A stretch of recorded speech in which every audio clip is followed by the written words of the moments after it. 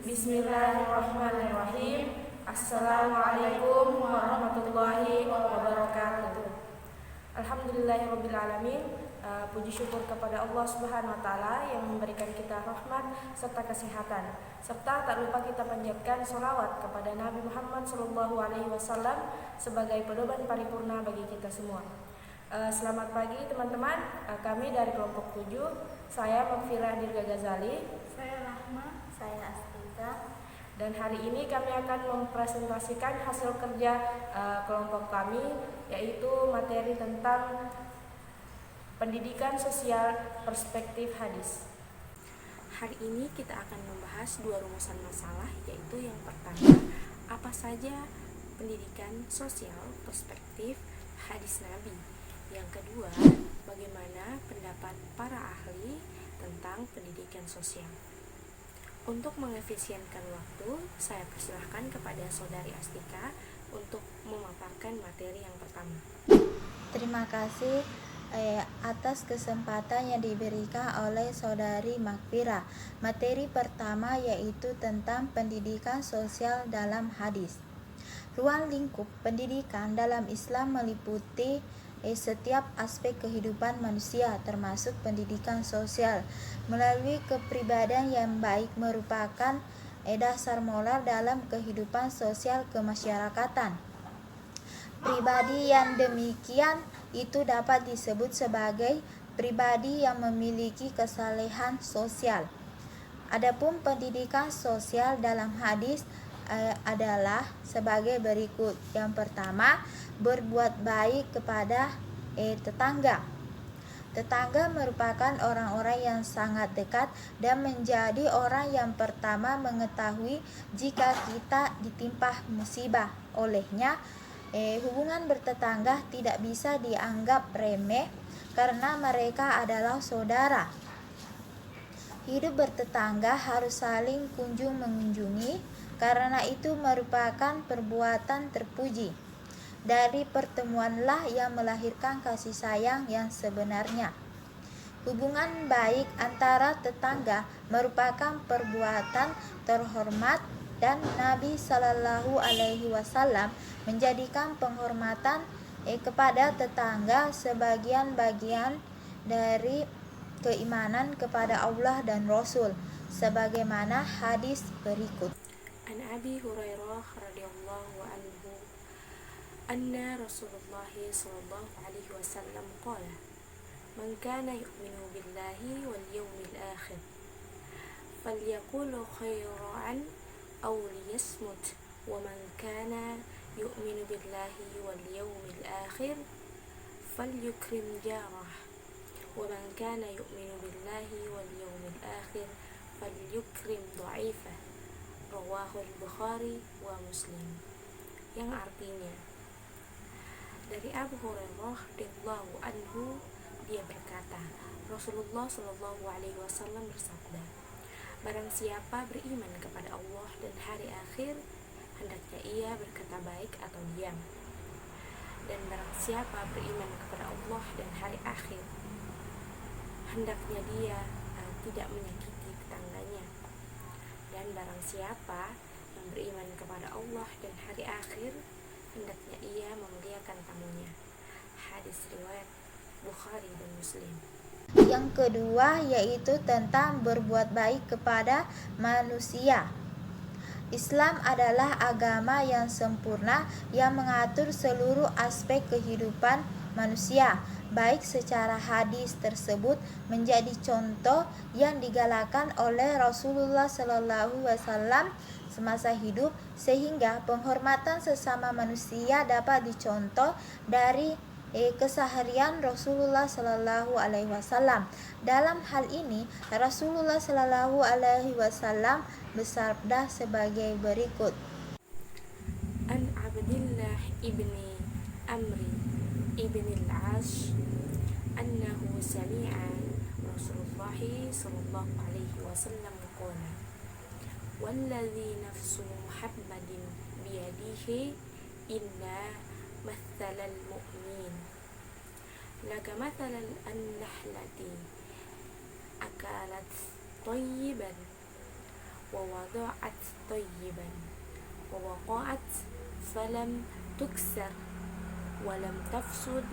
Rawahul Ahmad, yang artinya dari Abdullah bin Amr bin As bahwa ia mendengar Rasulullah Shallallahu Alaihi Wasallam bersabda, demi zat yang jiwa Muhammad di tangannya, sesungguhnya perumpamaan seorang mukmin itu lebah. Dia memakan yang baik dan mengeluarkan yang baik, hinggap namun tidak mematahkan dan tidak merusak. Hadis riwayat Ahmad. Hadis di atas menerangkan tentang betapa pentingnya kepedulian sosial terhadap sesama, hingga Islam memberikan apresiasi yang sangat baik terhadap orang yang mempunyai rasa empati dan kepedulian sosial yang tinggi. Yang ketiga yaitu menjaga hak orang lain. Perkara yang paling agung yang ditekankan oleh Nabi Shallallahu Alaihi Wasallam dalam khutbah beliau ketika Haji Wada. Beliau menekankan kembali masalah tauhid dan keikhlasan dalam perkara penjagaan terhadap hak-hak sesama muslim dan peringatan keras terhadap pelanggaran hak-hak sesama muslim, baik hak-hak yang terkait dengan darah, harta, dan kehormatan seorang muslim sebagaimana hadis berikut. An Jabir radhiyallahu anhu fi sayaq hajjan Nabi Muhammad sallallahu alaihi wasallam qala hatta idza zaghatis syamsu amara bil qaswati faruhilat lahu فأتبتنا الودي فخطب الناس وقال إن دماءكم وأموالكم حرام عليكم كحرمة يومكم هذا في شهركم هذا في بلدكم هذا. Rawahul Muslim, yang artinya dari Jabir radhiyallahu anhu, di tengah haji bersama Nabi Muhammad sallallahu alaihi wasallam, sehingga saat matahari tergelincir, Nabi sallallahu alaihi wasallam memerintahkan agar unta al-qaswa dipersiapkan. Ia pun dipasangi pelana, lalu Nabi sallallahu alaihi wasallam mendatangi tengah lembah dan berkhutbah. Sesungguhnya darah dan harta kalian haram bagi sesama kalian, sebagaimana haramnya hari ini, haramnya bulan ini di negeri kalian ini. Hadis riwayat Muslim. Terima kasih, saya kembalikan kepada Saudari Makfirah. Nah, selanjutnya kita beralih di materi yang kedua. Saya persilahkan kepada Saudari Rahma untuk memaparkan materi yang kedua. Terima kasih atas kesempatan yang diberikan oleh Saudari Makfirah. Adapun materi bagian kedua yaitu pendidikan sosial menurut para ahli. Yang pertama, pendidikan sosial Al-Ghazali. Al-Ghazali mengatakan jika anak menerima ajaran dan kebiasaan yang baik, maka anak itu menjadi baik. Sebaliknya, jika anak itu dibiasakan melakukan perbuatan-perbuatan yang buruk dan dibiasakan melakukan hal-hal yang jelek, maka anak itu akan berakhlak jelek. Itulah mengapa pentingnya pendidikan ini didasarkan pada pengalaman hidup Al-Ghazali sendiri, yaitu seorang yang tumbuh menjadi ulama yang menguasai berbagai ilmu pengetahuan yang disebabkan karena pendidikan. Kedua, pendidikan sosial Sakia Darajat.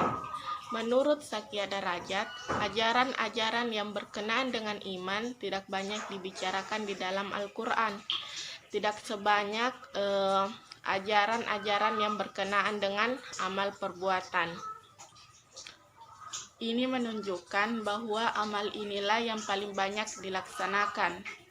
Sebab semua amal perbuatan manusia dalam hubungannya dengan Allah, dirinya sendiri, manusia sesamanya atau masyarakat, alam dan lingkungannya, serta makhluk lainnya, termasuk dalam ruang lingkup amal soleh. Ketiga, pendidikan sosial Abdullah Nashihullah. Pakar pendidikan Islam Abdullah Nashihullah pernah merumuskan bahwa pendidikan sosial dalam Islam adalah pendidikan anak sejak kecil agar terbiasa menjalankan adab yang baik dengan dasar-dasar psikis yang mulia, serta bersumber pada akidah Islamiyah yang abadi dengan diiringi perasaan keimanan yang mendalam, agar di dalam masyarakat nanti ia terbiasa dengan adab dan pergaulan yang baik, keseimbangan akal yang matang, serta tindakan yang bijaksana. Sekian, saya kembalikan kepada Saudari Makfirah. Sekian presentasi kami hari ini, kurang dan lebihnya mohon dimaafkan. Minallahil musta'an wa alaihi tiklan. Assalamualaikum warahmatullahi wabarakatuh.